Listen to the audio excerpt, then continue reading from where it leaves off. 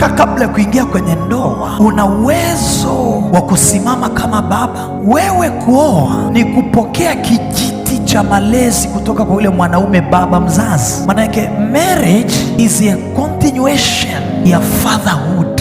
Ni makosa kaka kuingia kwenye ndoa kama una uwezo wa kusimama kama baba wa binti. Ndoa ni mwendelezo wa malezi kwa binti. Cha kuzingatia kaka, kabla ya kuingia kwenye ndoa, una uwezo wa kuendeleza fatherhood. Ndio maana wanamsend off kwamba bwana, endeleza kijiti hicho cha malezi. Je, kaka unayetaka kuingia kwenye ndoa leo au kesho, umeshajijengea uwezo wa kuwa kiongozi, uwezo wa kuwa sauti, uwezo wa kuwa mwamuzi, uwezo wa kuwa kichwa, uwezo wa kuwa mtawala? Have you developed that capacity? Tusome ile andiko Efeso 5:23. Kwa maana mume ni kichwa cha mkewe. Kwa maana mume ni kichwa, manake engine ni mwanaume. Unataka kuingia kwenye ndoa, thank you. Uko tayari kwenda kuwa kichwa?